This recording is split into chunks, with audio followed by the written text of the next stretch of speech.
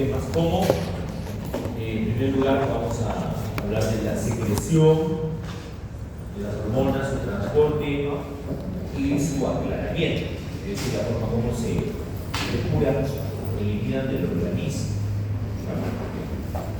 Bueno, en cuanto a la secreción hormonal, ya hemos revisado en las clases anteriores que para que una glándula endocrina secrete una determinada hormona, necesariamente tiene que haber un estímulo, ¿no? Y un estímulo conocido, adecuado. Si no hay ese estímulo, pues simplemente no hay secreción de la hormona. Y la cantidad de hormona que se produce es proporcional al estímulo. No proporcional al estímulo. Más fuerte es el estímulo, también más intensa será la secreción de la hormona. Así, no solamente hay estímulos liberadores, sino también hay estímulos inhibidores. Bueno, o sea, hay factores que inhiben. También puede haber una acción, un determinado mecanismo que se produce dentro de una célula y eso más bien inhibe la secreción de la hormona. ¿No? La forma como se secretan las hormonas depende de su naturaleza química. Depende de su naturaleza química. Ya en las clases anteriores vimos que había, químicamente hablando, hay tres tipos de hormonas, ¿no? Químicamente hablando. Por eso,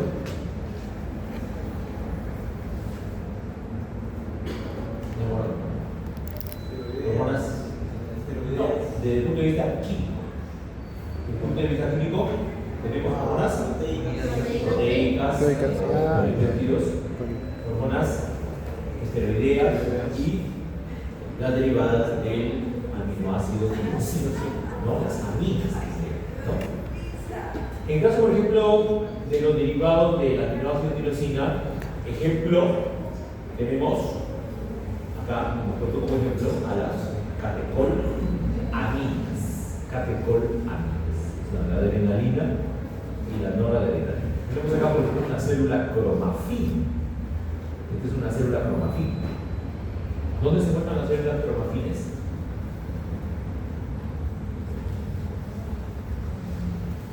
Las células cromafines, ¿dónde se encuentran? Están llevando histología, ¿no? Bueno, sí, ya les habrán enseñado a las células cromafines. Hay cortes histológicos para ver las células cromafines. Son unas células que se parecen a neuronas. Tienen más o menos ese aspecto, ¿no? Son parecidas a las neuronas, pero no exactamente. ¿Dónde se encuentran? En la zona medular de la glándula suprarrenal. ¿Perdón? En la zona medular de la glándula suprarrenal. Ahí está, muy bien. En la zona medular de la glándula suprarrenal. Muy bien, así es. Entonces, esta es una célula cromafina y ven ustedes el estímulo que se produce, ¿cuál es? Para que libere catecolaminas. El estímulo del sistema nervioso simpático. En la médula suprarrenal es el único órgano del cuerpo donde solamente recibe estímulo simpático, más no parasimpático. En todos los demás órganos, siempre la inervación autónoma es doble, tanto del simpático como del parasimpático, excepto en la médula suprarrenal. Solamente recibe estímulos simpáticos, nada más. ¿Okay? Y las terminaciones nerviosas de estos axones del sistema simpático que liberan, ¿qué cosa liberan? Acetilcolina. Acetilcolina. Y el estímulo, según el receptor, ese estímulo desencadena internamente dentro de la célula cromafina mecanismos para que liberen adrenalina y noradrenalina. ¿De acuerdo? Y luego salen ¿a dónde? Por exocitosis salen a la circulación. A la circulación. Las catecolaminas son hidrosolubles. Son hidrosolubles. O sea, en ese sentido también hay que mencionar que algunas hormonas son hidrosolubles, son liposolubles. Cuando son hidrosolubles entran a la sangre y se pueden transportar sin ningún problema. Pero cuando son liposolubles, necesitan en la sangre alguien que los transporte. Van a necesitar un transportador. ¿De acuerdo? En el caso de las catecolaminas, como son hidrosolubles, necesitan o no un transportador. No necesariamente. No, No son necesariamente. Y circulan solitas, ahí está, ¿no? Y su acción, la acción de las catecolaminas es rápida. Es rápida. Llega a la célula blanca y su acción se presenta en segundos.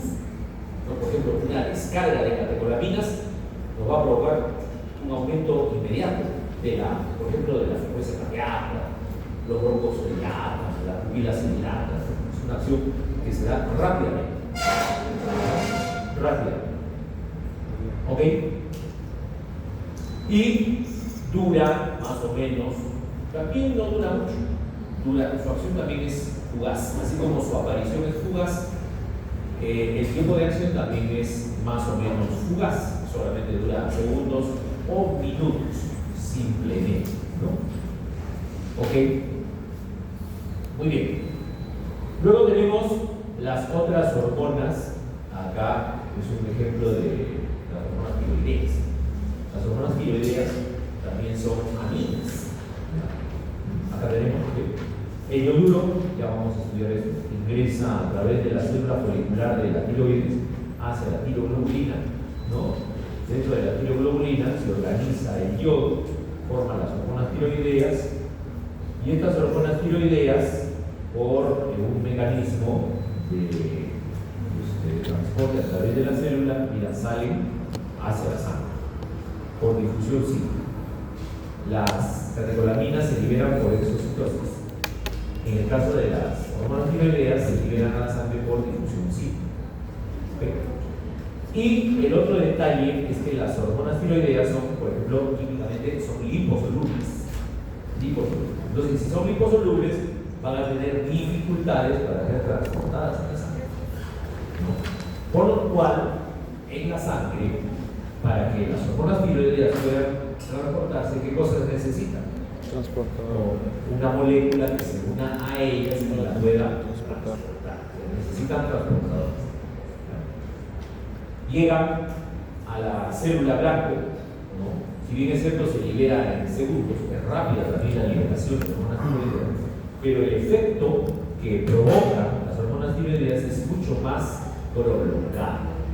Un efecto de hormonas tiroideas puede durar incluso meses.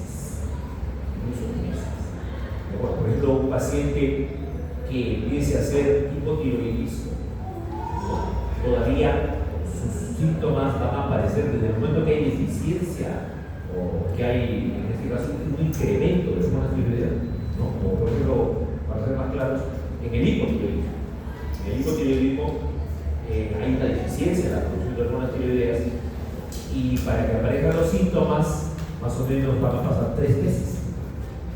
3 a 4 meses. ¿Por qué? Porque hay una reserva de hormonas tiroideas en el coloide tiroideo que todavía terminan de actuar durante todo ese tiempo.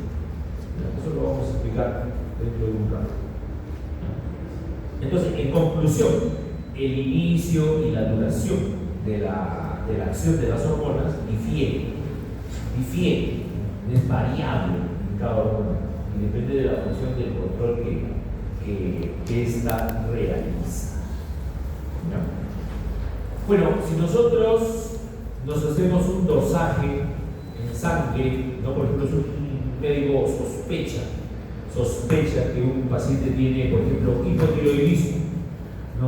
Dice, doctor, no sé qué me pasa, últimamente no tengo ganas de hacer las cosas, me siento muy cansado, muy apático, muy débil, y he engordado bastante, y tengo mucho sueño, ¿no? Y también tengo mucho frío, estamos en verano, calor, pero tengo frío, tengo que abrigar, y estoy muy lento para hablar, para hacer las cosas. Yo no era así, ¿ok? Y duermo mucho. Entonces, el médico dice tal cual. Pues, entre otros análisis que le voy a pedir a este paciente, vamos a hacer un dosaje, le dice, de hormonas tiroideas, ¿no? Entonces estamos sospechando que puede ser un hipotiroidismo, ¿no? Entonces el médico le hace un dosaje de hormonas tiroideas, por ejemplo, TSH, T3, T4. y el resultado viene, por ejemplo, TSH 5 miliunidades o 8 picogramos o 5 nanogramos. O sea, siempre las hormonas, su concentración en sangre es muy pequeña. No es como la glucosa, el colesterol, que se encuentran en miligramos, en gramos. No, las hormonas se encuentran en cantidades pequeñísimas. Entonces, en los laboratorios, para que puedan hacer el dosaje de alguna hormona, necesitan tener unas metodologías especiales para que puedan detectar esas cantidades tan pequeñitas de hormonas. Hay metodologías como el radioinmunoanálisis o como el ensayo o la quimioluminiscencia. Son metodologías especialmente diseñadas para poder dosar analitos en la sangre que se encuentren en cantidades muy pequeñas, como es el caso de las hormonas. ¿Ya? ¿De acuerdo? Entonces, en la sangre siempre las hormonas se encuentran en el rango de, tienen que medir en microgramos o en picogramos. ¿De acuerdo? ¿Ya? ¿Okay?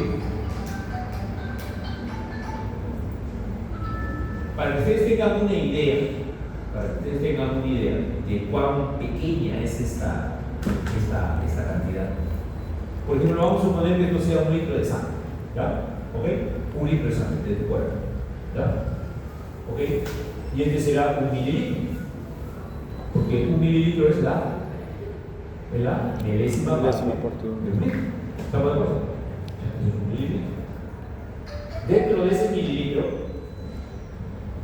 ese mililitro, mira, como cogido solamente 1 mililitro, eso es 1 gramo. ¿De acuerdo? Más o menos una sustancia X que tenga 1 gramo de peso representará esa proporción en la sangre. ¿Estamos de acuerdo? ¿Ya? O sea, más o menos 1/4. Un poco más o menos, 1/4 parte. Sí, por decirte, ¿no? Más o menos 1 gramo. Y esto es 1 miligramo, ¿alcanzan a ver? Este es 1 miligramo. O sea, 1 miligramo es milésima parte de un gramo. la milésima parte del gramo. La milésima parte del gramo. Entonces, cojamos el miligramo. ¿Ya? ¿Me están siguiendo? Cogemos el miligramo, esa bolita chiquitita que ven. Y esto es 1 microgramo, que será la milésima parte del miligramo. Ese es el microgramo. ¿Ya? Entonces, es la milésima parte del miligramo y además podemos ver que es la millonésima parte de 1 gramo. Millonésima parte de 1 gramo. Eso es 1 picogramo. Imagínate. Entonces, por acá estamos. El microgramo está acá adentro. Millonésima parte de 1 gramo. ¿Ok? Ahora, agarramos el microgramo, supone que este es el microgramo, y cogemos. Este chiquitito es un nanogramo. Nanogramo. ¿Ok? Ahí está el nanogramo. Y si cogemos un nanogramo, la milésima parte es el picogramo. O sea, ¿qué cosa sería el picogramo? Ya haciendo las conversiones matemáticas, nos sale que el picogramo es la billonésima parte de 1 gramo. Billonésima parte de 1 gramo. O sea, las cantidades son pues cada vez más pequeñas. Por ejemplo, este es un resultado de un paciente, por ejemplo, de sus análisis. El médico le ha pedido. Le ha pedido un dosaje de adrenalina. La adrenalina, su rango de referencia es de 0 a 20 picogramos en 24 horas. Picogramos. Las hormonas tiroideas T4 y T3, por ejemplo, la T4 se tiene en microgramos. De 5.4 a 11.7 microgramos. Y la T3 está en su valor normal de 77 a 135 nanogramos. O sea, fíjense ustedes las cantidades tan pequeñas de hormonas que hay en la sangre y esa cantidad es suficiente. A pesar que ustedes pueden decir tan poquito, una cantidad tan pequeña no va a poder cumplir su acción. No, es una cantidad suficiente para que cumplan su acción. Más bien, si estuviera aumentado, habría trastornos de hiperfuncionamiento. Entonces, para dosar, como le decía, y para cuantificar estas cantidades tan pequeñísimas en la sangre, en el laboratorio hay metodologías especiales, altamente sensibles, para poder cuantificar estas cantidades, como por ejemplo les comenté el radio de un análisis en fría, el ELISA, el enzima de ensayo, o la quimioluminiscencia. Bueno, ¿cómo se controla la secreción de hormonas? La secreción de las hormonas se controla mediante mecanismos de retroalimentación, tanto positiva como negativa, así como variaciones cíclicas que se producen en algunas hormonas. Habrán ciclos, por ejemplo, circadianos, de variaciones durante las 24 horas del día. ¿No? Hay hormonas que se producen en mayor cantidad a ciertas horas del día y en menor cantidad en otras horas. Esas son variaciones cíclicas. Vamos a empezar por la retroalimentación negativa, que es la más conocida. Retroalimentación negativa o feedback negativo, ¿no? Cuando decimos que es un mecanismo de retroalimentación negativa, cuando el estímulo induce la liberación de una hormona y luego los estados que se presentan o los productos derivados de la acción de esta tienden a detener dicha liberación. Hay un estímulo, se produce la liberación de una hormona, la hormona va a provocar un efecto y ese efecto, una vez que se establece, va a redundar sobre la célula, la glándula que elaboró el estímulo y le dice, ¿sabes qué? Ahí no más, ya no produzcas más estímulo porque ya se consiguió el efecto deseado. Eso es retroalimentación negativa, ¿ya? Entonces, viéndolo gráficamente, más o menos sería así. Fíjate, ahí tenemos el estímulo, ¿de acuerdo? El estímulo actúa sobre la célula generadora de una hormona, ¿ya? Y esta responde liberando la hormona y haciéndola actuar sobre el estado producto derivado de la hormona. Derivado de la hormona. ¿Ok? Hay una respuesta, claro. Y esta respuesta está destinada a satisfacer el estímulo inicial. El estímulo inicial. Por ejemplo, vamos a suponer que el estímulo inicial sea una disminución en la producción de hormonas tiroideas, ¿no? Se nos bajaron las hormonas tiroideas en la sangre. Entonces, ¿el estímulo cuál será? La hipófisis produce, ¿no? El hipotálamo, por ejemplo, produce la TRH, la hormona liberadora de tirotropina. Esta TRH actúa sobre la hipófisis y la hipófisis libera TSH, ¿no? La tirotropina, como hormona estimulante de la tiroides. Y la TSH actúa sobre la glándula tiroides, ¿no? Provocando la liberación de hormona tiroidea en mayor cantidad. Entonces, se elevará. Producto de esto, se elevará la concentración de hormonas tiroideas en la sangre. Entonces, estamos satisfaciendo el estímulo inicial. El estímulo inicial era la baja producción de hormonas tiroideas y la respuesta es el aumento en su producción hasta que se nivele. Una vez que se logra esta acción final, este producto final, se detiene entonces el estímulo. Fíjate, viene este producto final y vemos que es un signo negativo acá, se detiene el estímulo. Se detiene el estímulo. ¿Ya? Eso es retroalimentación negativa o feedback negativo. Claro, porque si no existiera este mecanismo, ¿qué pasaría? Si no existiera este mecanismo, ¿qué ocurriría? El estímulo Seguiría. continuaría, ¿no? Y las hormonas tiroideas Seguirían. se elevarían. habría se elevarían forma. y llegarían a concentraciones altísimas y no habría quien lo frene. No habría quien lo frene. ¿Estamos de acuerdo? Este estímulo regula, ¿no? Y su objetivo es impedir una secreción excesiva del hormona, lo cual produciría una hiperactividad en los tejidos. ¿No? Esta regulación se da en todas las fases de la secreción hormonal, ¿ya? Tanto en la transcripción, en la traducción, en la elaboración y en la liberación del hormona. O sea, el mecanismo inhibe todas estas etapas dentro de la célula productora de la hormona. ¿Ok? Y la variable controlada es el grado de actividad en el tejido efector. Mientras más actividad haya, se inhibe en mayor grado a la célula productora de la hormona. ¿Ok? Ajá. A ver, ¿qué pasaría, por ejemplo, si el estímulo logra satisfacer la necesidad del organismo? Ahí hay retroalimentación. Pero ¿qué pasaría si no se llega a satisfacer el estímulo?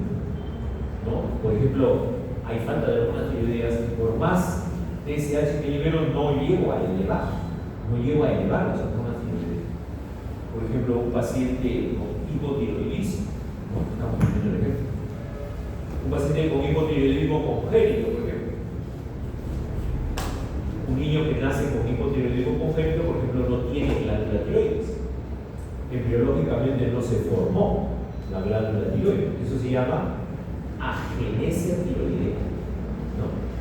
Puede ser que tenga una agenesia o una hipogenesia tiroidea. O sea, hay una glándula tiroides, pero muy pequeña. También puede ser. Entonces, ¿cuál es el resultado en ese niño? Que la producción de hormonas tiroideas va a ser muy bajita. Muy bajita. Entonces, ¿qué pasará con la TSH? La TSH comienza a aumentar, ¿no? La hipófisis, como hay baja cantidad de hormonas tiroideas en la sangre, la TSH comienza a segregarse en gran cantidad. Pero ¿habrá respuesta o no habrá respuesta a ese estímulo? No hay, porque no hay glándula tiroides. Entonces, por más que estimule la TSH, no va a haber respuesta. Las hormonas tiroideas no se van a elevar. Entonces, ¿qué pasará con la producción de TSH? Va a seguir aumentando.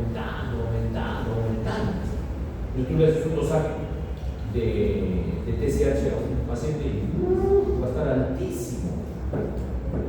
Este paciente es hipotiroideo. ¿Está bueno? Ahí no se está cumpliendo el mecanismo de retroalimentación negativa. ¿Claro? Muy bien, ahora veamos la retroalimentación positiva. ¿No? ¿Hay retroalimentación positiva? Sí. ¿Cuándo ocurre? Cuando la acción biológica de las hormonas induce la secreción de cantidades adicionales. O sea, estimulas, hay liberación de hormona, sigues estimulando y hay liberación todavía de más hormona. ¿Se da eso? Sí, claro, se da. Eso es la retroalimentación positiva. En ciertos casos, ¿no? En ciertos casos que ya vamos a ver. Por ejemplo, desde el estímulo, ¿no? Utilizando el ejemplo anterior, actúa sobre la célula generadora de la hormona y esta a su vez sobre el estado producto derivado, ¿no? Y en el estímulo, fíjate, por ejemplo, acá vamos a poner un ejemplo. Suponte que el estímulo es la hormona liberadora de gonadotropinas, ¿no? ¿Ok? Por parte del hipotálamo seguramente se ha producido esta hormona liberadora de gonadotropinas, ¿no? Se sintetiza a nivel de las células neuroendocrinas del núcleo acuático del hipotálamo, del núcleo preóculo. ¿Y sobre quién actúa esta hormona liberadora de gonadotropinas? Sobre ¿cuál sería el estímulo? El estímulo, por ejemplo, puede ser un bajo nivel de gonadotropinas en la sangre, ¿no? Un bajo nivel de FSH o de LH, ¿ya? Hay una liberación de la hormona liberadora de gonadotropinas. Actúa sobre la adenohipófisis, mira, ahí está, la GnRH, hormona liberadora de gonadotrofinas, GnRH. ¿Y qué hace la hipófisis? Responde produciendo gonadotrofinas, actúa sobre las células gonadotróficas de la hipófisis. Esta responde liberando las dos gonadotrofinas que conocemos. LH. ¿Cuáles son? LH, FSH. La hormona luteinizante, que es la LH, La FSH. muy bien, y la otra es la folículo estimulador. Pero en este caso solamente vamos a poner el ejemplo con la hormona luteinizante. ¿Ya? Se libera la hormona luteinizante y esta, ¿a dónde viene? Suponiendo que es en una mujer, A los ovarios. no, suponiendo que el ejemplo es en una mujer, vendrá a los receptores de LH que están en el ovario. O si es varón, Testículos. vendrá Testículos. testículos. Testículos. Testículos. Viene sobre receptores de LH en el testículo.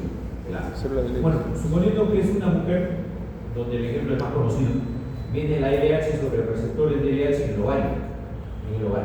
¿Ya? Y se va a producir una respuesta por parte del ovario. ¿Cuál es? Estrógeno. Liberar estrógenos. El ovario responde frente al estímulo de la LH, liberando estrógenos. ¿Y qué va a pasar luego? Esta elevación de estrógenos en la sangre va a seguir estimulando. Fíjate, esta elevación de estrógenos en la sangre sigue estimulando al hipotálamo para que siga produciendo hormona liberadora de gonadotrofinas. Eso es una retroalimentación positiva. En ese caso, ¿qué va a pasar con la concentración de hormona luteinizante en la sangre? Aumentar. Se va a elevar. Necesitamos que se eleve hasta llegar a un punto donde la LH alcanza una concentración que ya no va a estimular a los estrógenos y pasa a provocar otra acción, que es la ovulación. Cuando llega a cierto nivel, alto, ¿no? La LH ya deja de estimular a los estrógenos y provoca la ovulación. Pero necesitamos una retroalimentación positiva para que la LH suba hasta llegar y alcanzar este nivel deseado. ¿De acuerdo? ¿Ya? ¿Ok? Entonces, la hormona luteinizante llega a tener concentraciones adecuadas. ¿Y qué va a ocurrir? Se produce la ovulación y ahí, en ese caso, una vez que ya se produce la ovulación, ahí ya el mecanismo es una retroalimentación negativa. Entonces ahí dicen, no, ya, ahora sí, ahí no más. Si no, la LH también seguiría sube hasta el infinito, no, tampoco. Ya se logró la ovulación y eso provoca ahora sí un mecanismo de retroalimentación negativa.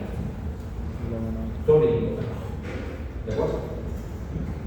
¿Está claro? Eso ocurre una vez seguro. Claro. O sea, eso es un requisito para que la mujer ovule.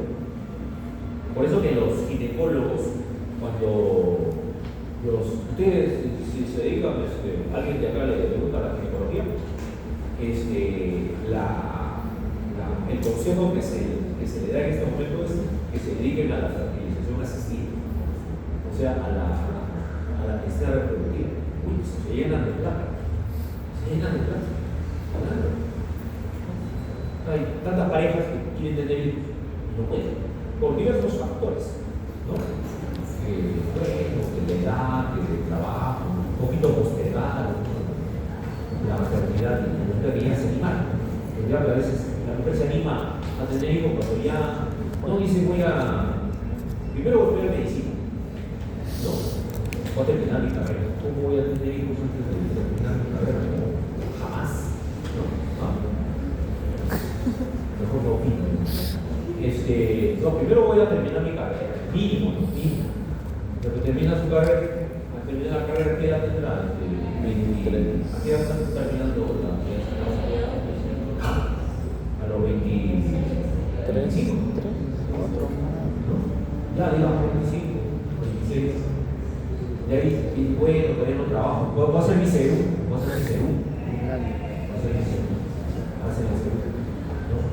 Tú le dicen, no, Mejor va a ser mi residencial, va a ser mi especialidad. 2 3 años más. Pucha, y el novio, oye, tengamos un hijo, estamos cuidando, tanto tiempo. Primero hay que, ¿no? La famosa, hay que primero sentarnos en la vida, tener responsabilidad. Bueno, pues ya la mujer ya tiene como 30, 32 años, ya, ahora sí, ¿no? Pero ya resulta que la edad ya no le ayuda mucho. Algunas se animan a los 25, otros a los 40. A los 40. Ahí no está fácil ya concebir. No es como que tuvieras 18 o 20 años. A los 40, imagínate que hay dificultades, ¿no? Entonces ahí hay que ayudarla, ¿no? A la mujer, ¿no? Ayudarla a tener diversas técnicas, lo que corresponde a la medicina reproductiva, ¿no? Lo primero hay que ver si la mujer no tiene trastornos hormonales. Entonces el médico le da pedir dosajes hormonales a la mujer, no dosajes de prolactina, estrógeno, progesterona, FSH, y TSH, porque el hipotiroidismo afecta a la fertilidad, ¿no? Entonces le piden al tercer día del ciclo, ¿no? Al 14º día del ciclo y al 21º día del ciclo. Y ven, la LH, por ejemplo, entre el tercer día y el 14º día del ciclo tiene que haber un incremento grande. Un incremento grande. Eso garantiza la ovulación. Porque si no se produce esa descarga de LH, la mujer no ovula. El óvulo dentro del folículo puede estar ahí y no revienta. No revienta porque no hay descarga de LH. ¿De acuerdo? Entonces todo eso tiene que analizar el médico y ver cuál es el tratamiento de las mujeres. Bueno, no nos metemos en ese tema porque es bien largo hablar de eso. Bueno, otras hormonas tienen variaciones cíclicas. Un ciclo es algo que se repite cada cierto tiempo. Lo más común es que sean ciclos de 24 horas. De 24 horas. ¿No? Cuando una hormona tiene un ciclo de 24 horas, eso se llama ciclo circadiano. Ciclo circadiano. También pueden variar de acuerdo a la estación, o de acuerdo al mes. Por ejemplo, los estrógenos, la progesterona, las variaciones son mensuales, cada 28 días, ¿no? Según las etapas del desarrollo, ¿no?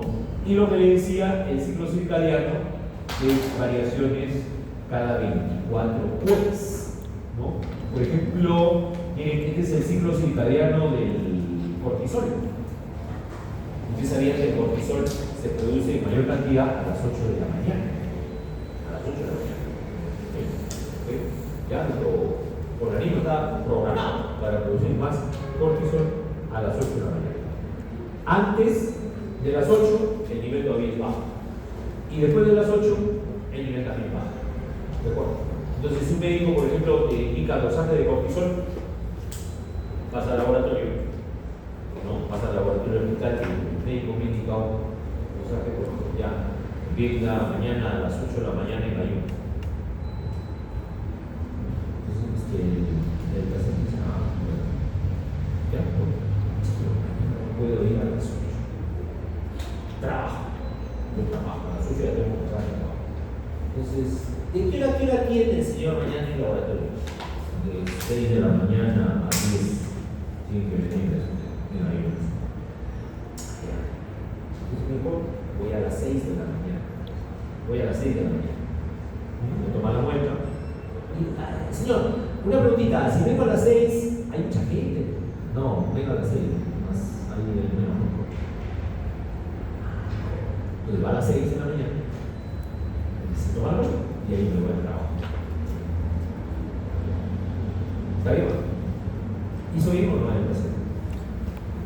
Bueno, para este caso, para otros análisis no hay problema. Sí, está bien, pero si ya pedí cortisol, no, ya a las 8 de la mañana. vamos a tener un mal resultado. Porque mira, a las 6 de la mañana, según este gráfico, mira, a las 6 estaría por acá. Entonces vamos a tener un nivel de cortisol bajo, que el que hubiéramos obtenido a las 8 de la mañana. Si hubiéramos tomado las cosas a las 8 de la mañana, tendríamos este nivel, el doble. Entonces tú le llevas el resultado al doctor y a ver, acá está el resultado. El cortisol está bajo. El cortisol está bajo. ¿Usted a qué hora no se tomó a las 8 de la mañana? Ah, no. ¿Y no le dijeron el laboratorio? No me dijeron nada. O sea, se tomó a las 6 de la mañana, entonces ya el valor no es el mismo. Hay que repetirse. Hay otras hormonas que también tienen ciclos circadianos, por ejemplo, la hormona de crecimiento.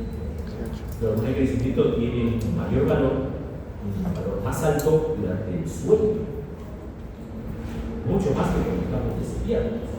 Y es más, dentro del sueño, en la etapa del sueño profundo. Por eso que entre más duerme una persona, libera más hormona de crecimiento.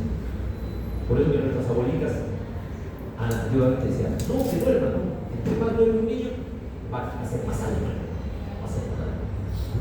Y eso tiene un lado de verdad, ¿no? Porque en el sueño profundo, como repito, hay más producción de hormona de crecimiento. Al revés. Hormona de crecimiento a las 12 de la noche, en el sueño profundo. Ahí está. Y acá, 12 de la noche. Y al mediodía también. Al mediodía. Pero acá, ¿qué cosa ha ocurrido? Al mediodía ha sido ya otro el estímulo. Otro estímulo. Que es la hipoglicemia. A las 12 todavía no almuerzas, entonces ya poquito a las 12 ya comenzamos a tener hambre, con tos, ¿no? ¿A qué hora almuerzan ustedes? ¿La 1? ¿No? La 1. Entonces a las 12 ya estarán con hambre. Bueno, ya supongamos, ¿no? Ya a las 12 ya normalmente tendrán un poco de hambre, ¿no? ¿Por qué no da hambre? Por la hipoglicemia. El centro del hambre es en el hipotálamo. ¿De acuerdo? Y se activa con la hipoglicemia. ¿De acuerdo? Nos avisa, el hipotálamo nos avisa. Mediante el hambre, mediante la aparición de esa sensación, nos avisa que tenemos que comer. ¿De acuerdo? Entonces, la hipoglicemia es un estímulo para la producción de hormona de crecimiento. Si en ese momentito que estamos en hipoglicemia, nos hacemos un dosaje, la hormona de crecimiento va a salir alta. ¿De acuerdo? Como acá. ¿Ves? Pero de ahí, ¿qué hiciste? Comiste. ¿No? Comiste, el nivel de glucosa se elevó.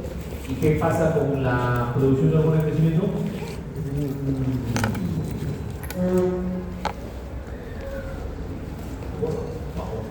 Entonces, es muy diferente que te hagan un análisis.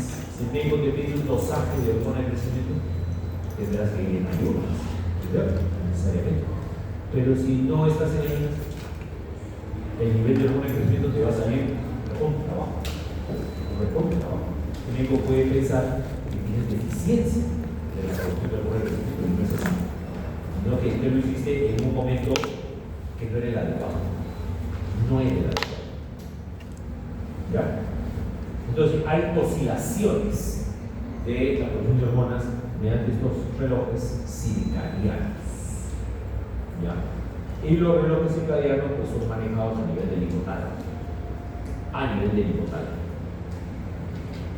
¿Okay?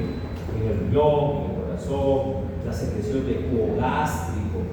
No solamente es entonces la producción de hormonas, sino todos los sistemas y órganos trabajamos bajo un ritmo circadiano determinado por un reloj biológico que es nuestro hipotálamo, ¿no? Y también interviene la glándula pineal mediante la liberación de melatonina. Mediante la liberación de melatonina que también controla el ritmo circadiano en el individuo. Bueno, vamos a hablar del transporte de las hormonas. Las hormonas hidrosolubles, como dijimos, que se transportan, por ejemplo, hormonas hidrosolubles, péptidos y catecolaminas, ¿no? Sin transportador. Se transportan, ¿de qué manera en la sangre? Sin transportador. ¿O sin transportador? Sin Sin transportador. Solitas, sin nadie, llegan tranquilas a su célula blanca. Y las hormonas liposolubles, Con transportador. por ejemplo, esteroides, hormonas tibireas, Con transportador. Tienen que estar unidas a transportadores, que son proteínas de plástico, por ejemplo, albúmina, globulinos. Hay una fracción libre, sí. Hay una fracción libre. Por ejemplo, en el caso de las hormonas tiroideas, el 90% se transporta unida a una proteína y el 10% fracción libre. Por eso que a veces los médicos piden la fracción libre de las hormonas tiroideas, que es la fracción que tiene efecto biológico, porque están libres. Cuando están unidas al transportador todavía no tienen efecto. No tiene efecto. Está unida. Primero tiene que liberarse. Del transportador. Y una vez que se libera, recién tiene efecto biológico sobre la célula blanca. ¿No? En este caso, puede ser a nivel de la membrana, no, o en el caso de las hormonas tiroideas, a nivel del núcleo, puede tener su receptor. ¿No? ¿Ok? Mientras no se una la hormona con el receptor, no hay efecto biológico. No hay efecto biológico. Tiene que unirse sí o sí con el receptor. Acá tenemos la T4. La T4 es la tiroxina, ¿no? Que es la hormona que produce en mayor cantidad la glándula tiroides. ¿No? La tiroxina, por ejemplo, el 99% viaja en la sangre unido a un transportador. Y el 1% en forma libre. ¿Ya? Y cuando está unido a un transportador, va a tener una vida media más larga, 7 a 8 días. Pero la fracción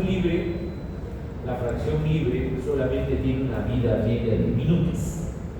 Por eso que la unión a un transportador hace que la vida media de las hormonas sea más larga y pueda durar más el efecto, porque se va soltando de a poquitos. Es como una liberación prolongada.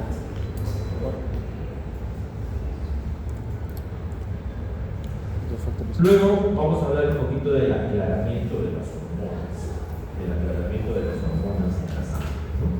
Hay dos factores que pueden aumentar o disminuir las concentraciones de una hormona en la sangre. Por ejemplo, el ritmo de secreción de una hormona. ¿Qué pasa si aumenta? Si aumenta el ritmo de la secreción de una hormona, aumenta la concentración de la sangre, ¿no? Obvio. Y si disminuye el ritmo de secreción de una hormona, disminuye su concentración de la sangre. Obvio. ¿No es cierto? ¿Qué pasa con la velocidad de aclaramiento? El aclaramiento lo hace el riñón. Es el grado de, digamos, mediante el cual el riñón agarra la molécula que ya actuó y la elimina por orina. Eso se llama aclaramiento o depuración. Entonces, ¿qué pasará si aumenta la velocidad del aclaramiento hormonal de la sangre? Disminuye la concentración. ¿Qué pasará con la concentración del hormona en la sangre? Disminuye. Si el riñón está botando más hormona, ¿qué pasa con la concentración de hormona en la sangre? Disminuye, muy bien. Y lo contrario sería que, por ejemplo, el paciente tenga un problema de insuficiencia renal, ¿no? Insuficiencia renal no puede eliminar adecuadamente la molécula de la hormona. Entonces, ¿qué pasa con la concentración? La hormona en la sangre va a aumentar. ¿Listo? Depende. La concentración, entonces, en conclusión, la concentración de una hormona en la sangre depende del ritmo de secreción y también depende de la velocidad del aclaramiento o depuración de la misma en los riñones. ¿De acuerdo? ¿Se puede calcular esta velocidad de aclaramiento? Claro, se puede calcular la tasa de aclaramiento metabólico. Es igual, hay una fórmula que nos dice que es la velocidad de desaparición, cuando ya no queda nada de hormona en el plasma, entre la concentración de la hormona en el plasma. Acá tenemos, por ejemplo, ¿no? Una hormona que la hemos, se hace un análisis en el laboratorio. Hay reactivos que ya vienen preparados para hacer esta prueba. Y traen una hormona unida a un elemento radioactivo. Si utilizamos, por ejemplo, el RIA, que es el radioinmunoanálisis, la hormona viene marcada como un reactivo. Y la inyectamos, se la inyectamos al paciente o le damos de tomar. Le damos de tomar. Entonces, entra en la sangre esa hormona unida a un radioactivo. Con una velocidad de infusión de 50 microgramos por minuto, por ejemplo. Y calculamos la velocidad de desaparición, también que sea la misma, también 50 microgramos por minuto.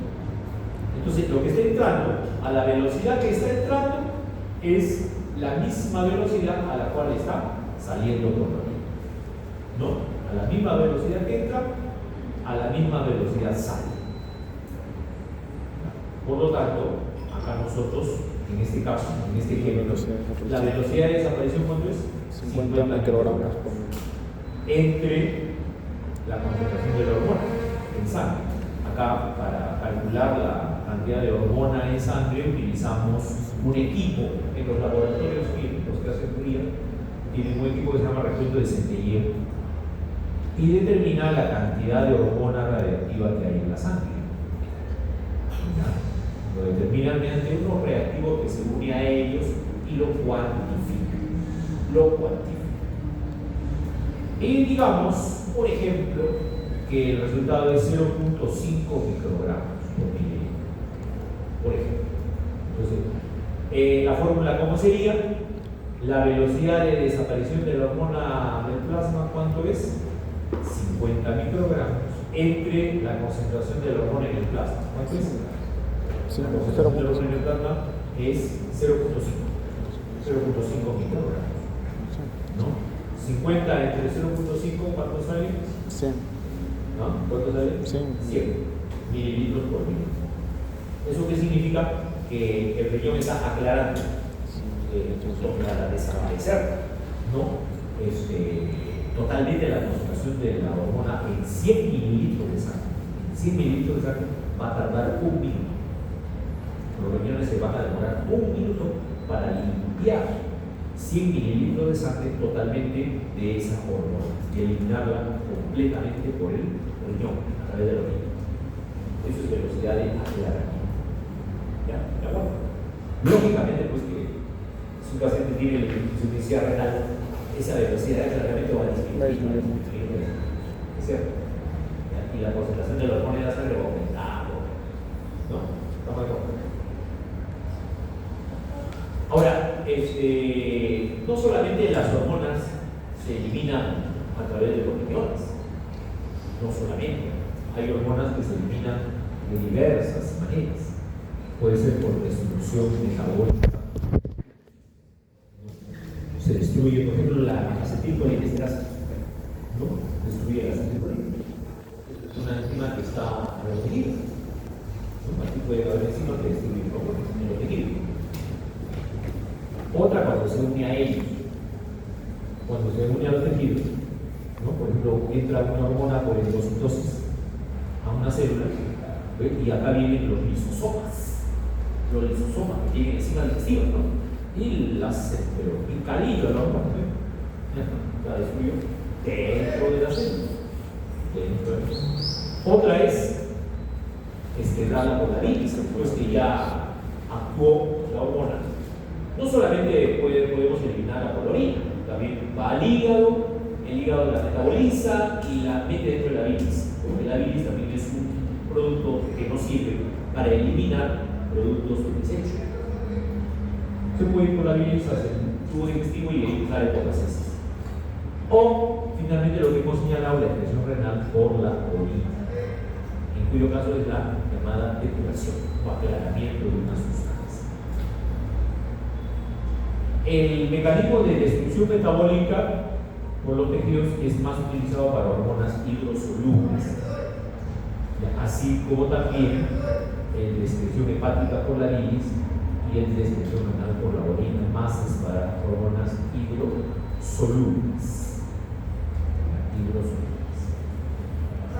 Y para las hormonas liposolubles también tenemos la excreción hepática por la bilis. En este caso hay que mencionar Por ejemplo, en el caso de los esteroides suprarrenales, un tiempo de vida de 20 a 100 minutos. En el caso, por ejemplo, de la acetilcolina es mucho más corto, menos de un minuto.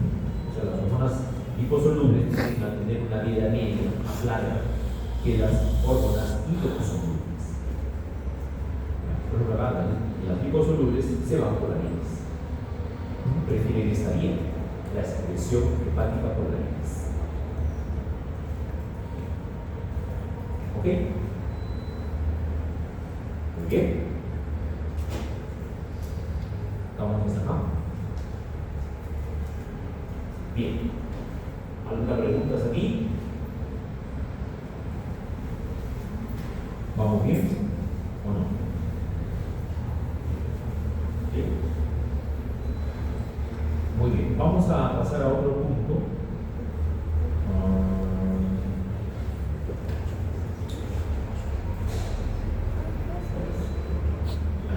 Vamos a ver ahora un poco de la hipófisis. ¿Qué les parece?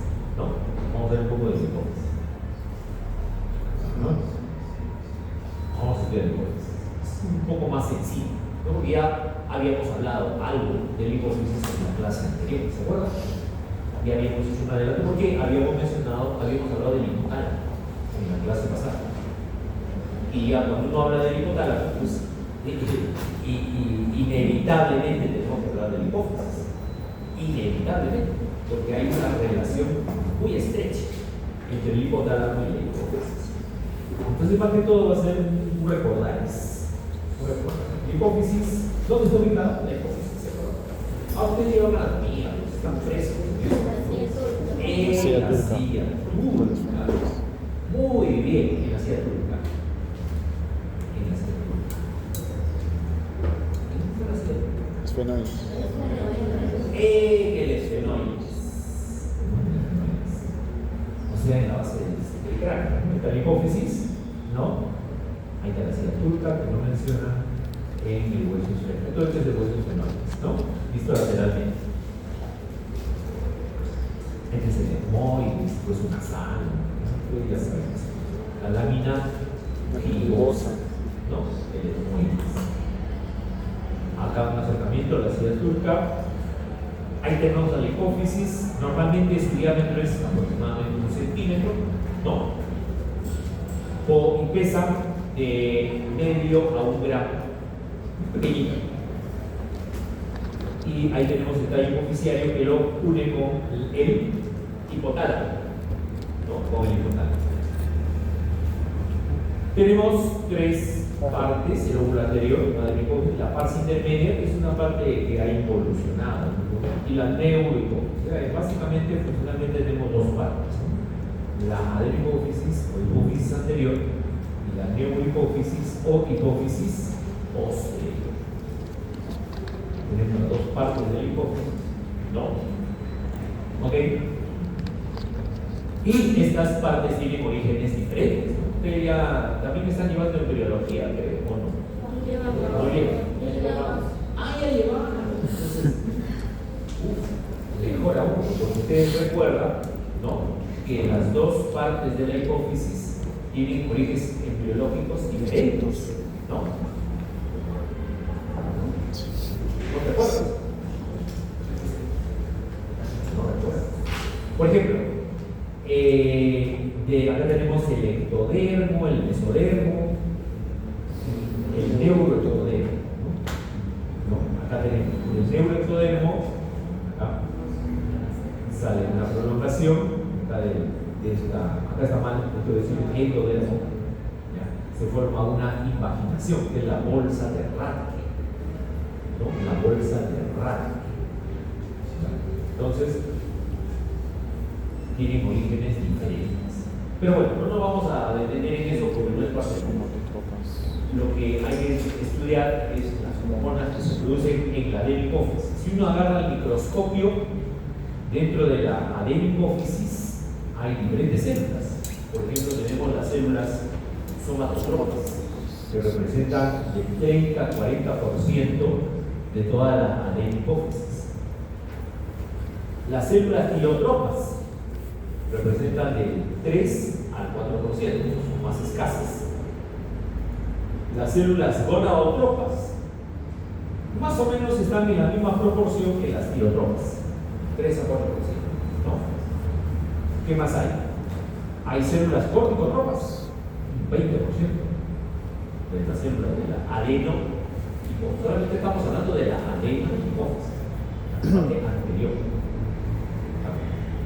que deriva del endodeno. Tenemos las células lactotropas, que también, como las gonadotropas, tirotropas, solamente 3 a 4%. ¿Qué produce las células somatotropas? La hormona del crecimiento, o GH, o antes llamada somatotropina. Hormona de crecimiento. Las células tirotropas, ¿qué producen? TSH, muy bien, como la tirotropina, hormona estimulante de la tiroides. Las células gonadotropas, ¿qué producen? Esto lo vimos. LH, hormona del luteinizante, y la FSH, ¿no? Folículo estimular. Muy bien. Las células corticotropas, ¿qué producen? Muy bien, ACTH, como hormona adrenocórtica, que estimula solamente la corteza de la glándula suprarrenal, no la mente, solo la corteza. Y las células lactotropas, ¿qué producen? PRL, prolactina. Muy bien, prolactina. Y todas esas hormonas salen por los sinusoides hacia la sangre. Cuando el organismo lo necesita, ¿no? Cuando el organismo lo necesita. Histológicamente ya habrán visto, ¿no? Sí. Habrán visto, por ejemplo, que las células somatotropas han hecho hipófisis en histología. Justo, o sea, está perfecto, porque les habrán dicho que las células, por ejemplo, somatotropas son acidófilas, o sea, cogen los colorantes ácidos y se tiñen medio rosaditas, medio rojitas, ¿no? Son acidófilas. Muy bien. Bueno, ese es un tema ya que van a ver en histología. Lóbulo posterior. El lóbulo posterior, ¿cuántas hormonas produce? Dos. Acá tenemos el hipotálamo, ¿no? ¿Se acuerdan del núcleo supraóptico y el núcleo paraventricular? El núcleo supraóptico, ¿qué cosa producía? Vasopresina, o también llamado hormona adrenocorticoidea. ¿Y el núcleo paraventricular? Y bueno, para el caso de la neurohipófisis, de la oxitocina. Oxitocina, ¿no? Llegan al lóbulo posterior, son prolongaciones neuronales, y estas hormonas mencionadas se acumulan en las terminaciones nerviosas de estas neuronas que provienen desde estos núcleos. Se acumulan acá, en las terminaciones nerviosas, y de ahí van a pasar a la sangre. Dentro de la neurohipófisis, de ahí van a pasar a la sangre. Por ejemplo, la hormona diurética y la oxitocina. ¿Cierto? ¿Ok? Bien. Y se eliminan a la sangre. Bueno, ya tenemos un cuadrito de resumen, como siempre, ¿no? Todos estos datos extraídos del libro de Guyton, las hormonas de la adrenocórtex y de la neurohipófisis. No se olviden que las dos hormonas que figuran acá en la neurohipófisis no son producidas ahí. No se producen ahí, sino en el hipotálamo. No olviden ese detalle importante. Estas hormonas solamente, vasopresina y oxitocina, solo se almacenan en el hipotálamo. ¿De acuerdo? ¿Estamos de acuerdo o no? Ya. Seguimos avanzando, nada nos detiene el día de hoy. ¿Está bien? ¿Ya no quieren?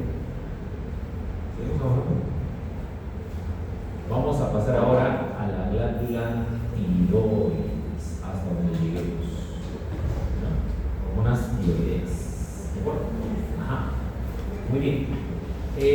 Bueno, estas son las hormonas hipotalámicas. Recuerden ustedes por acá está la TRH. La TRH. La TRH. ¿No? La hormona liberadora del tiroxina. ¿Lo ven? Vamos a individualizar esto. Ahí.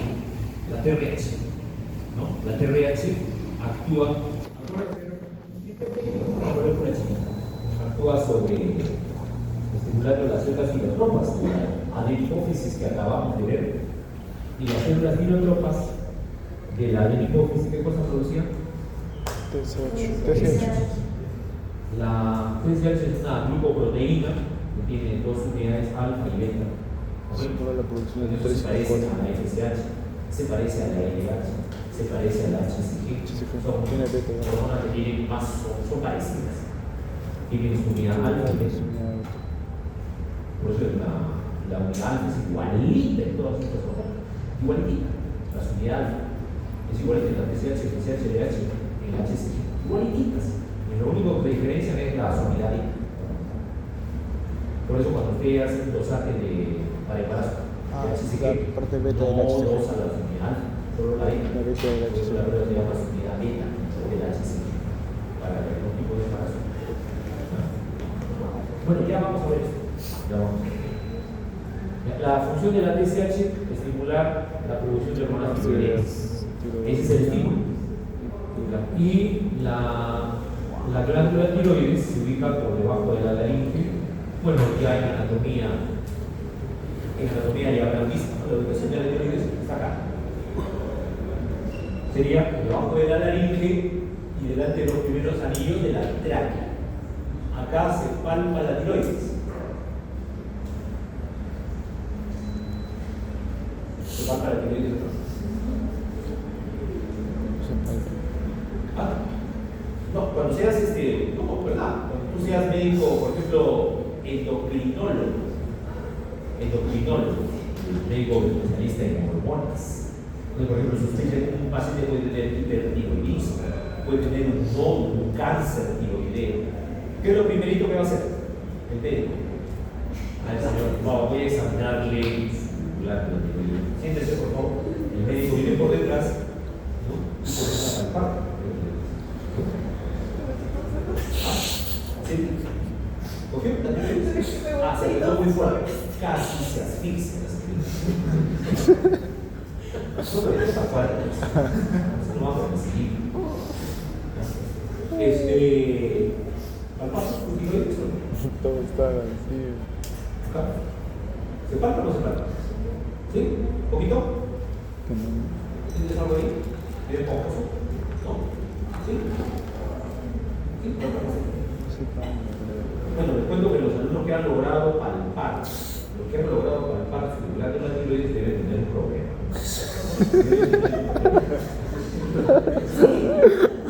Oye, bromas. No se palpa. Normalmente No se la glándula tiroides no es palpable. Normalmente. ¿De acuerdo? Entonces yo no me vale. Está bien. Digamos, si tú te palpas la glándula tiroides es porque está aumentada de tamaño. Eso se llama bocio. Bocio. ¿De acuerdo? Muy bien. No te olvides ese detalle. ¿Y qué hormonas produce la glándula tiroides? La más importante, la tiroxina o T4 y la triotironina o T3. ¿Produce alguna otra hormona más la glándula tiroides? No. Sí, produce una más. Que es La calcitonina por las células para calcitonina. para las- Calcitonina. Que tiene que ver con el metabolismo del cáncer. Eso lo vamos a estudiar mejor cuando hablemos de paratiroidismo, más se relaciona con el cáncer.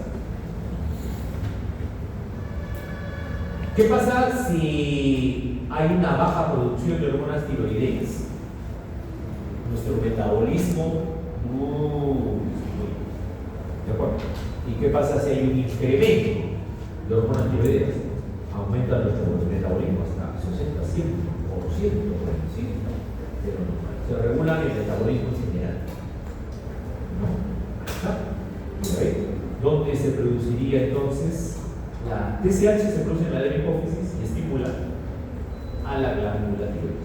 ¿Qué pasa si se eleva la la T4 y T3 en la sangre. Si se elevan, eso sería el mecanismo de retroalimentación negativa para que ya se deje de producir TSH, ¿no? Y cuando bajan las hormonas tiroideas, ese es el mecanismo de retroalimentación negativa para que aumente la producción de TSH.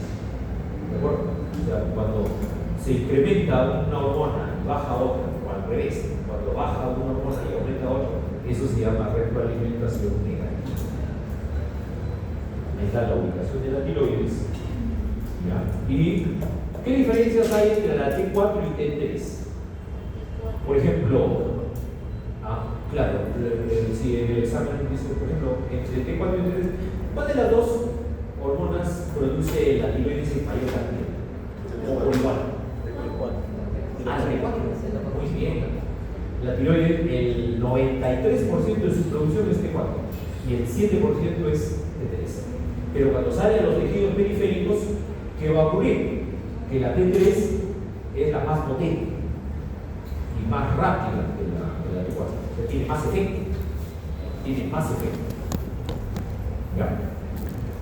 Las hormonas tiroideas se almacenan en el coloide tiroideo y de ahí salen a la circulación. Es como un almacén, este coloide tiroideo. ¿Ya? Y la calcitonina se va a producir, a ver, ustedes que han llevado histología. ¿Ya han visto tiroides? Para. Ajá. ¿Ven unas celulitas por aquí? ¿Verdad? Sí. Estas son parafoliculares, que están junto al folículo. Ahí se produce la calcitonina. ¿Ya? Y las hormonas tiroideas en estas células de forma cúbica, que son las células foliculares que rodean al folículo. Y acá está el coloide tiroideo donde se almacena. Bueno, eso ya seguramente en histología lo han revisado bien. Eso se ve claramente. Se ve claramente al microscopio. ¿Ya? Entre el folículo, el coloide tiroideo, la sustancia coloide, muy bien. Las células tiroideas. Y acá entra el yodo primero al coloide para que se pueda sintetizar las hormonas tiroideas. ¿Qué cosa hay dentro del coloide? Está la tiroglobulina. La tiroglobulina es una glucoproteína de gran tamaño que acepta yodo, capta yodo. Con el yodo, la tiroglobulina, dentro de ella se forman las hormonas tiroideas. ¿Ya? La T3 y la T4. ¿Ya? Muy bien. Entonces hay una relación directa entre el coloide y la sangre. Cuando ya se producen las dos hormonas, son vertidas hacia la sangre. ¿De qué manera? Vamos a coger este pedacito, este rectángulo, y lo vamos a ver a mayor aumento. Aquí está el coloide, la célula tiroidea y el capilativo. ¿De acuerdo? ¿Qué va a ocurrir? De la célula pasa el yodo hacia la sustancia coloide, ¿no? El yodo que nosotros ingerimos. En el coloide, el yodo se une con la tiroglobulina. Específicamente, como la tiroglobulina es una proteína grande, está formada por cientos de aminoácidos. Lo que hace el yodo, viene y busca en toda la cadena de tiroglobulina, dice el yodo, escucha, ¿dónde me uno? A cualquiera, no se une a cualquiera. El yodo busca a un aminoácido en especial que es la tirosina. ¿No? ¿Han llegado bioquímico? ¿O todavía no llevan? Estamos. ¿Está llegando?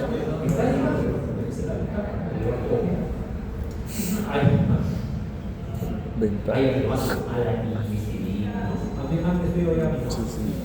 Alanina, hay un aminoácido que es tirosina. No confundir con tiroxina. Estamos viendo tiroxina con X, ¿qué cosa es? Es la T4. Pero si yo digo tirosina con S, es un aminoácido. Entonces el yodo, cuando entra al coloide, busca a la tirosina dentro de la tiroglobulina y se une solamente a la tirosina, nada más. ¿Ok? Y luego, ahí se forma la T3, la T4. Una vez formadas estas hormonas, vuelven a pasar, mira, por la célula tiroidea, se regresan y atraviesan la célula tiroidea y se van a la sangre y son vertidas hacia la sangre. Así termina la secreción. Pero no es tan rápido, hay unos detalles que les tengo que comentar, ¿no? célula folicular también se le llama célula Célula C. C. Para folicular. Bueno, para la síntesis de hormonas tiroideas, ¿qué cosas necesitamos? Yodo. Pero el yodo no lo consumimos en forma de yodo, sino en forma de yoduro. O sea, con valencia negativa. Sal yodada. Entonces, primero, el yodo tiene que transformarse en yodo mineral. Y eso ocurre en la tiroglobulina. Se va a unir con residuos de tirosina. De tirosina, que es un aminoácido. ¿Ya? ¿Y cuáles son las etapas? Primero se oxida el yoduro para formar yodo. El primer paso. Segundo paso, el yodo busca No tirosina. solamente a las tirosinas y se une con la tirosina. Eso se llama yodación de la tirosina. Ese es el segundo paso. Tercer paso, producto de esta unión del yodo con la tirosina se forman las hormonas tiroideas, la T3 y la T4. Y luego se regresan, atraviesan el coloide, atraviesan la célula folicular y llegan hasta la sangre. Y se secretan a la sangre. ¿De acuerdo? Ese es el resumen, lo que ocurre.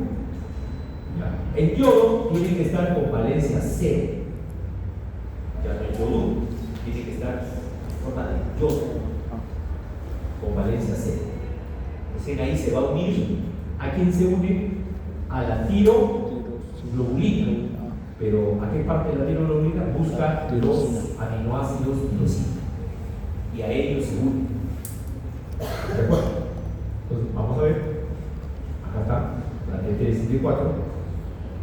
El yoduro finalmente va a tener que formar esas hormonas, pero no como yoduro, sino como yodo.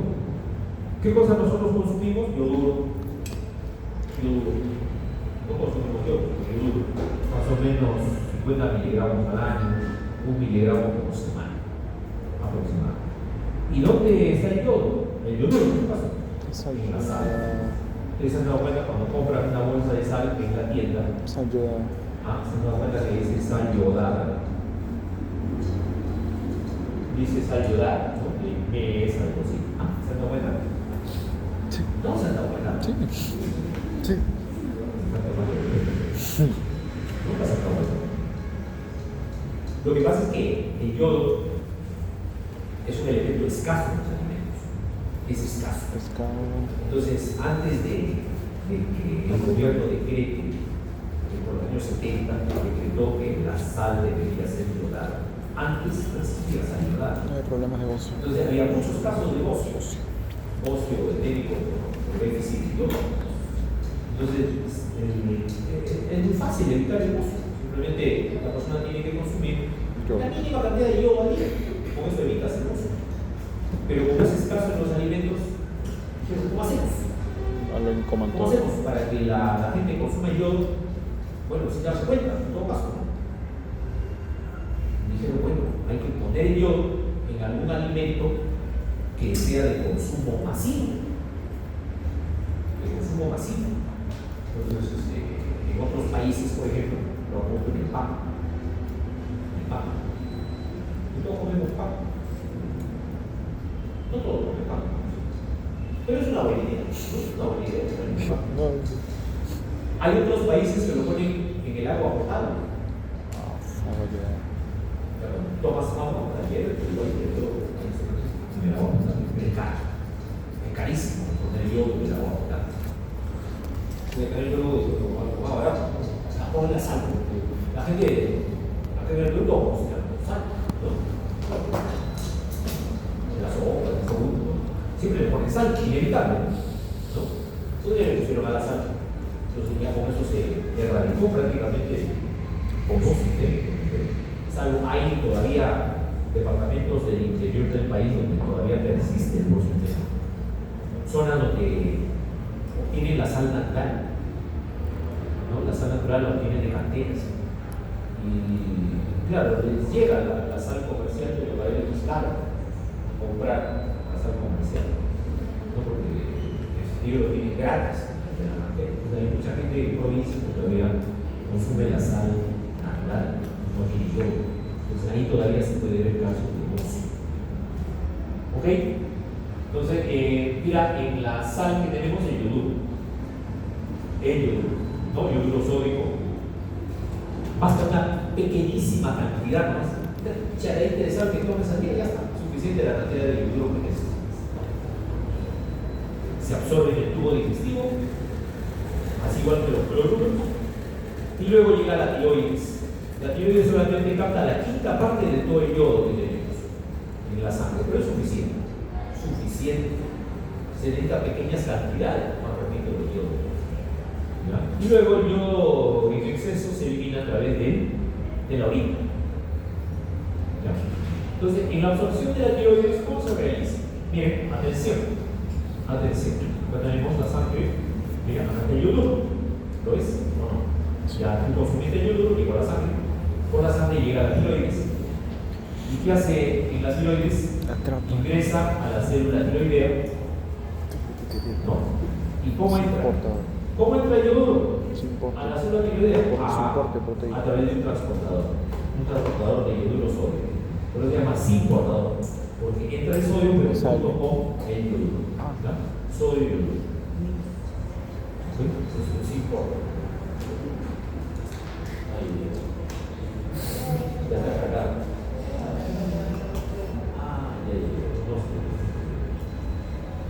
No sé. Bueno, y luego, mira acá, el yoduro, el sodio, los dos tienen que estar a la vez. Si es un transportador, no puede dejar entrar al yodo solo o al sodio solo. No, tienen que entrar los dos.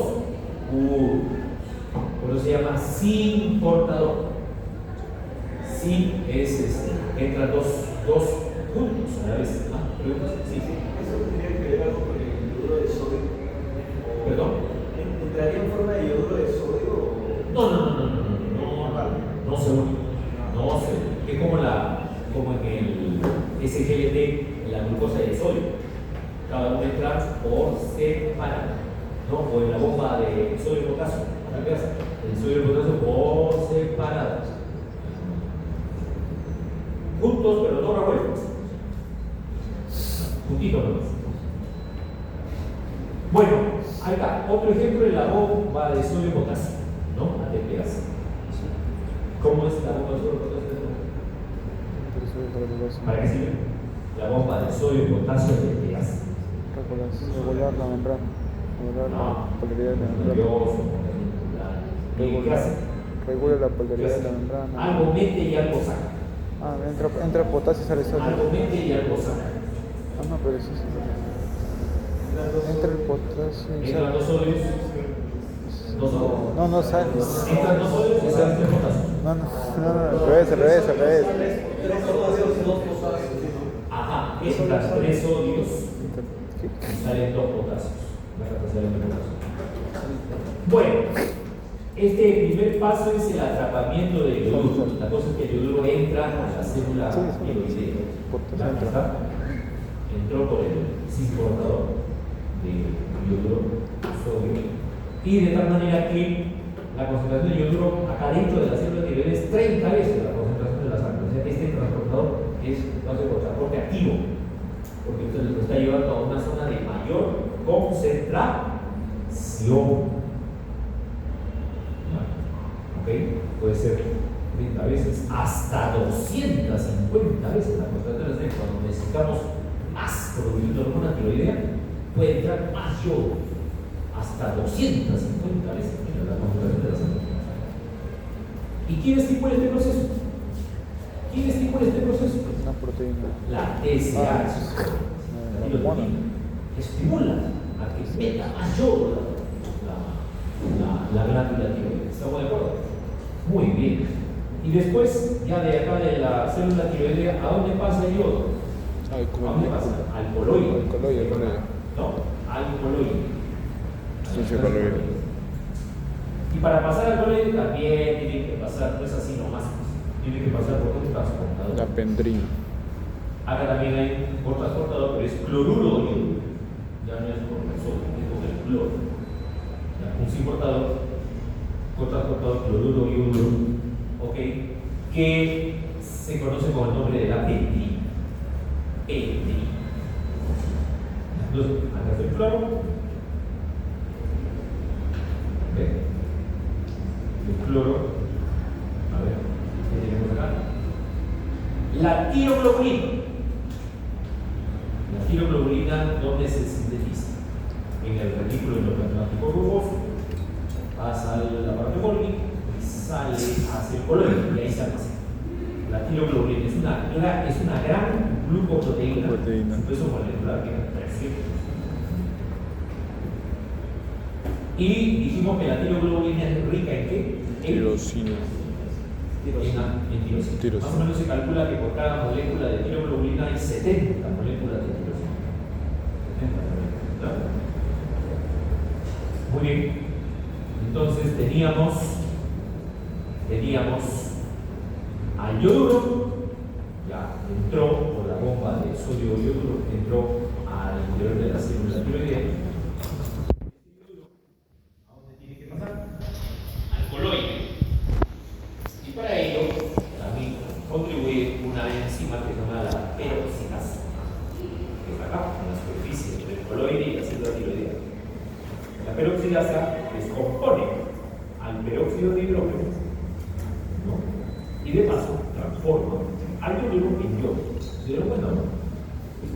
Transformó al yoduro con valencia negativa en yodo. En yodo inorgánico. ¿De acuerdo? Es decir, yodo, a secas, yodo, nada. No es yoduro, es solamente yodo. ¿De acuerdo? ¿Y qué va a pasar con este yodo? Puede unirse en 3 yodos, formar un triyoduro. ¿Qué más? Este yodo, más este triyoduro, van a pasar a ayudar a la tirosina. Van a pasar a ayudar a la tirosina. ¿Se acuerdan? ¿Dónde estaba la tirosina? Dentro de la tiroglobulina. ¿No es cierto? Entonces mira lo que va a ocurrir. Entra el yodo, el yoduro, y se une a la tirosina. Gracias a la acción de también la peroxidasa. Nuevamente actúa a la enzima peroxidasa, promoviendo la unión del yodo con la tirosina. Eso se llama cuando el yodo se une a la tirosina, se llama organificación de la tiroglobulina. Organificación de la tiroglobulina. Entonces, viendo acá tenemos la tiroglobulina, la vamos a ver un poquito más grande. Un poquito más grande. Acá está el yoduro o el yodo. ¿Es el? Yodo. Esta es la tirosina. ¿Okay? Viene la tercera etapa, que es la formación de T3 y T4. Se une un yodo o una tirosina. Se forma la monoyodotirosina. ¿Okay? Y si se juntan 2 yodos con la tirosina, se formará la diyodotirosina. ¿De acuerdo?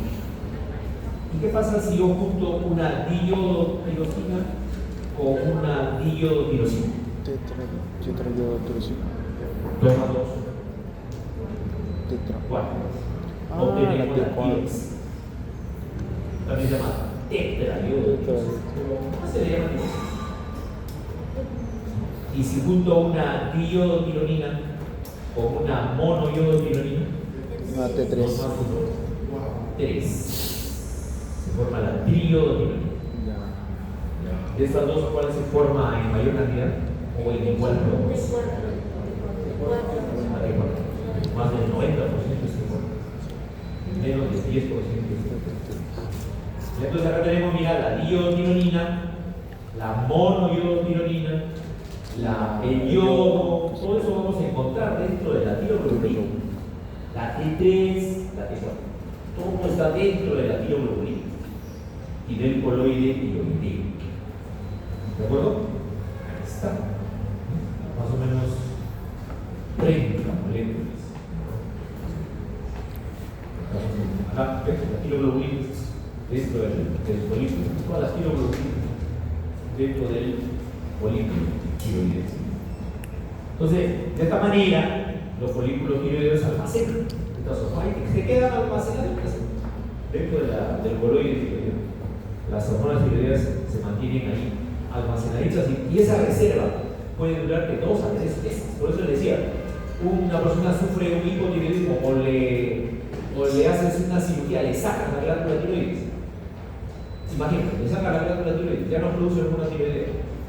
¿Va a comenzar a hacer síntomas de hipotiroidismo o no? Sí, pero de acá a 2 o 3 meses. De acá a 2 o 3 meses después. ¿Por qué? Si ya no tiene glándula tiroides, es que ha quedado esa reserva. Ha quedado esa reserva. ¿De acuerdo? Estas hormonas tiroides. ¿Ya? Por eso que tarda varios meses en aparecer los síntomas. ¿No? Bueno, la tiroglobulina reingresa a la célula tiroidea gracias a un mecanismo de pinocitosis. Por pinocitosis reingresa a la célula tiroidea dentro de una vesícula pinocita. ¿Okay? Y vienen los lisosomas, se unen a esta vesícula pinocítica y se forma una vesícula digestiva, donde las proteinasas de los lisosomas comienzan a degradar la tiroglobulina y cortan la T3 y T4, la liberan de la tiroglobulina a la T3 y T4. Y la T3 y T4, ¿a dónde pasan? A la sangre. Muy bien. Otro mecanismo que tienen las hormonas tiroideas es la tiroglobulina es endocitada. Ya no es por pinocitosis, ahora es por endocitosis. Y para promover la endocitosis hay una proteína en la membrana de la célula tiroidea que se llama la megalina. La megalina promueve la endocitosis. Entonces ahora tenemos una vesícula endocítica que por transitosis pasa de frente y llega al centro. Pasa de frente y llega al centro. ¿De acuerdo? Más o menos se calcula que las 3/4 partes de toda la tirosina iodada nunca se va a convertir en hormona tiroidea. O sea, las 3/4 partes se queda como monoiodotironina o como diiodotironina. Y una 1/4 parte nomás se llega a convertir en T3 o en T4. Entonces acá tenemos las 3/4 partes de todo el yodo que entró a la glándula tiroides, se queda como monoiodotironina o como diiodotironina. Y una 1/4 parte llega a formar hormonas tiroideas, T4 o T3. 3/4 partes diiodotironina, monoiodotironina. Una 1/4 parte forma hormonas tiroideas. Dime.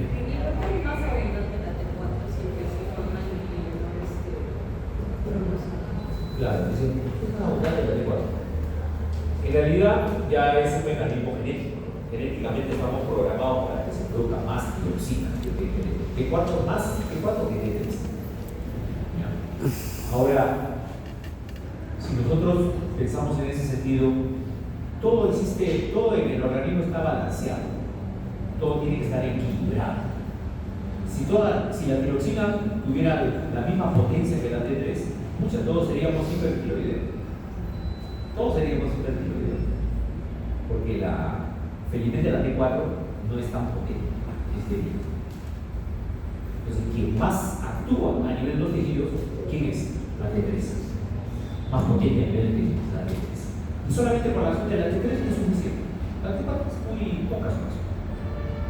Todo está diseñado genéticamente. Imagínate que en vez de T4 produzcamos más T3 de T4. También todos seríamos hipertiroideos. Todo está en equilibrio en la naturaleza. ¿Ya? Todo está en equilibrio. ¿Okay? La diiodotironina o monoiodotironina son inactivas. No tienen ninguna acción. Bueno, entonces, los lisosomas, las proteinasas, rompieron la T3, la T4, lo pasaron a la sangre. ¿Y la diiodotironina y monoiodotironina pasan a la sangre? No, se quedan. Mira, se quedan en la tiroides y sufren la acción de una enzima que se llama desquiodasa. La de iodasa agarra a la monoiodotironina y a la biotironina y dice, bueno, como tú no vas a acelerar la sangre, tú no tienes efecto, entonces devuelve el yodo y le saca yodo. Por eso se llama desiodase. ¿No? Le saca yodo. Y este yodo va a servir para nuevamente formar más hormona tiroidea. Se reutiliza. El yodo se reutiliza, no se bota, no se desperdicia nada. ¿De acuerdo? De la zona de carga de celulares.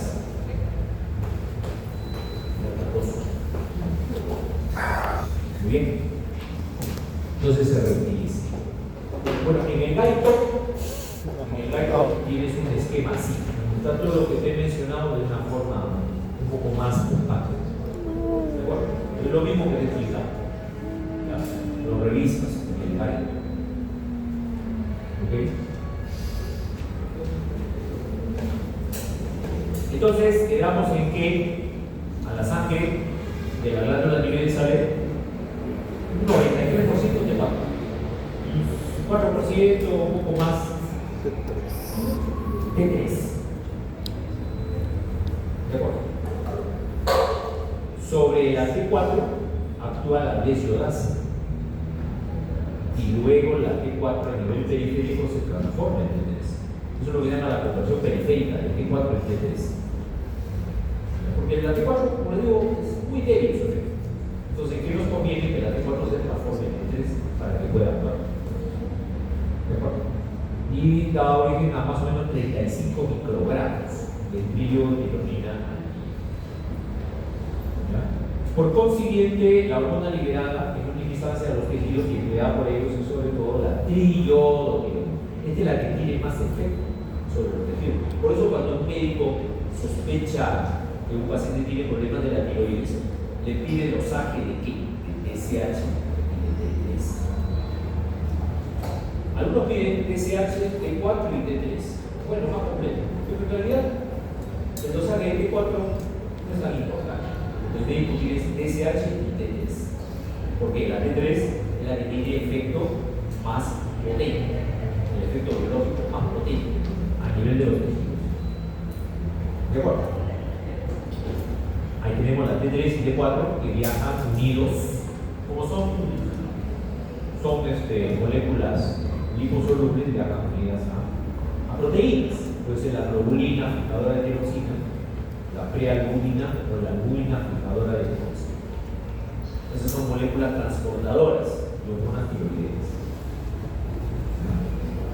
La T4, más o menos, su vida media son 6 días. Hasta que actúa sobre la célula neuronal. La T3 tiene un tipo de vida más corta, un día aproximadamente. ¿Ya? Y luego se une dentro de la célula efectora a proteínas intracelulares, donde también se puede almacenar. ¿No? Fíjate, si nosotros le inyectamos tiroxina a una persona, su efecto máximo, ¿a los cuántos días aparece? No aparece de inmediato.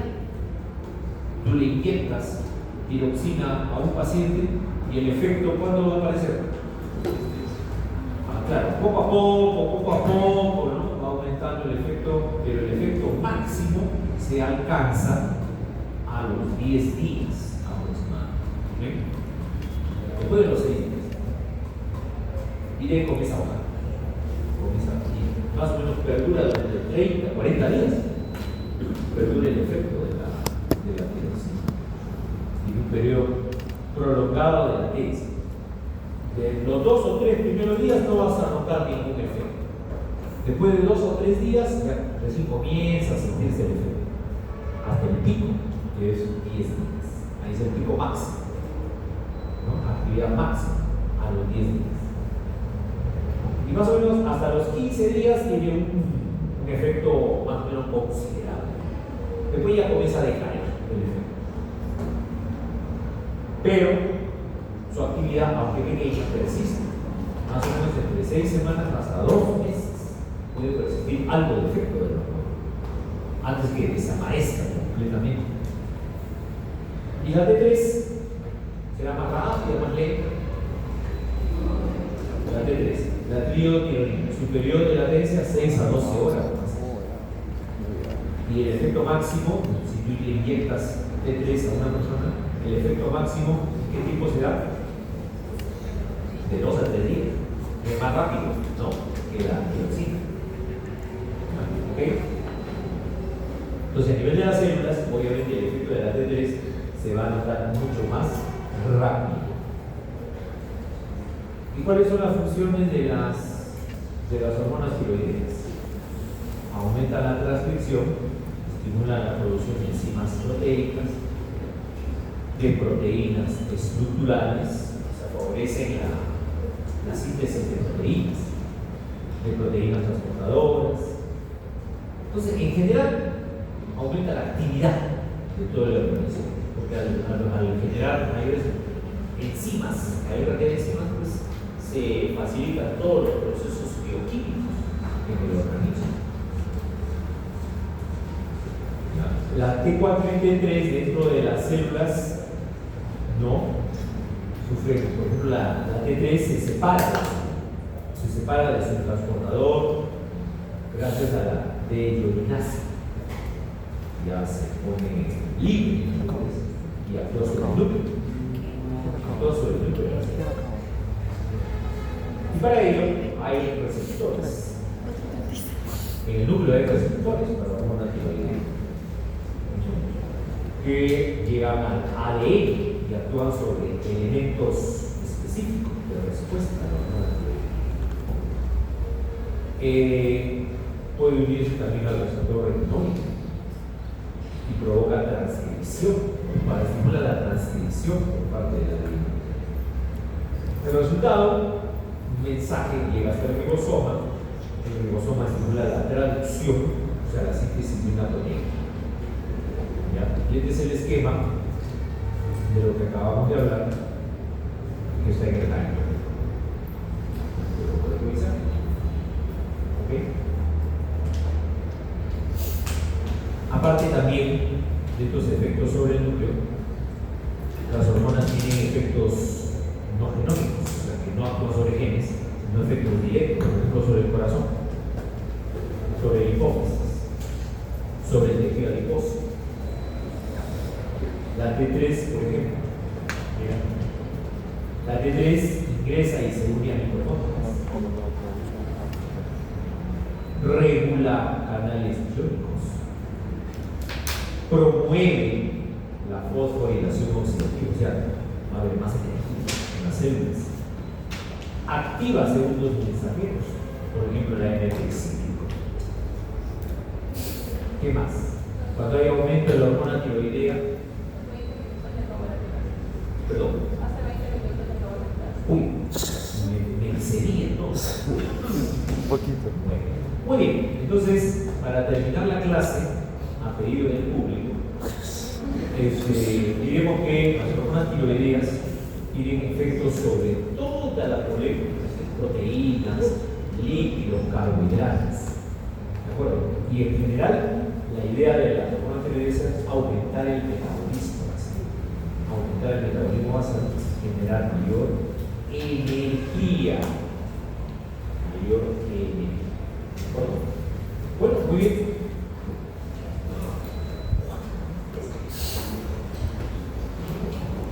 Entonces, terminado la clase, la próxima continuamos.